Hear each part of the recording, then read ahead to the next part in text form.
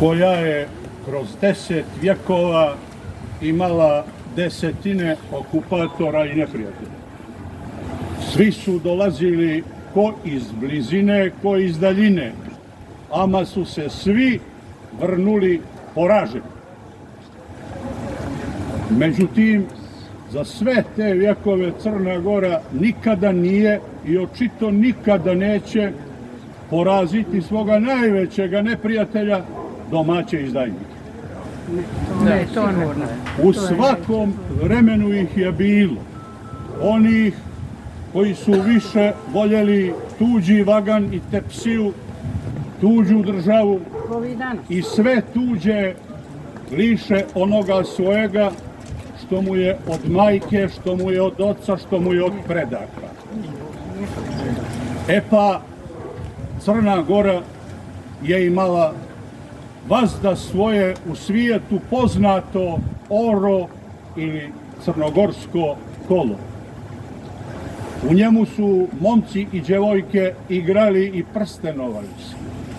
Imala je još jedno kolo, tužno kameno, kada se u dane žalosti udaralo kameno kameno. Ali istorija je zapisala jedno od najsramnijih kola u civilizaciji, ne samo u Crnoj Gori na našim prostorima, a to je krvavo, sramno kolo koje se prije 80 godina igralo ovdje na ovome svetome mjestu naše prošlosti, a igrali su ga oni koji su izdali heroje.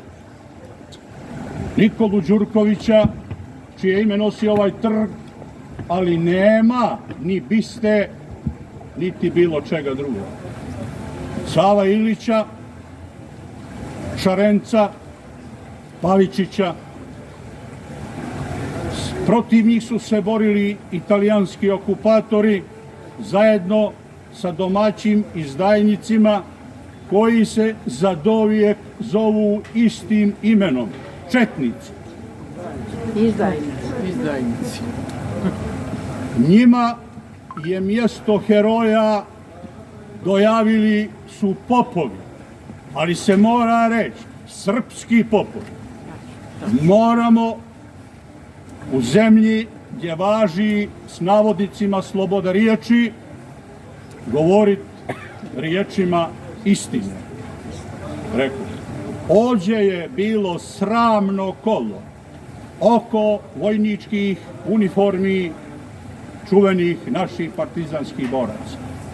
Igrali su ga domaći četnici, dok su se okupatori tome čudu čudili, jer to oni nikad niđe viđeli nijesu.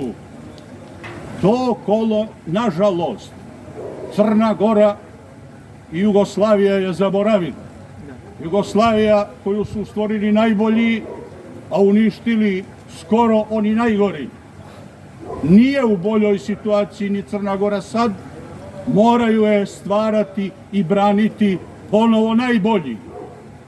Ovdje je bilo kolo mržnje. Ovdje nikada ne smije i neće biti kolo mržnje. Ovdje su bile crne uniforme sa onim mračnim znakovima na kapama, a mi smo danas sa omladinom, mi smo danas sa porukom mira Crne Gore, jer sa cvjetovima.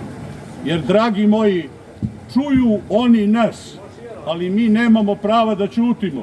Moramo svi da govorimo, jer Herceg Novi nije ničija prčija.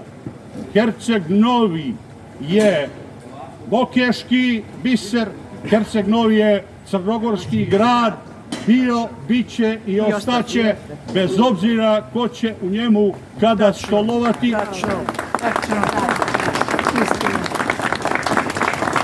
Jer mnogi su stolovali pa su se doma vrnuli, ali ne baš čistoga obraza.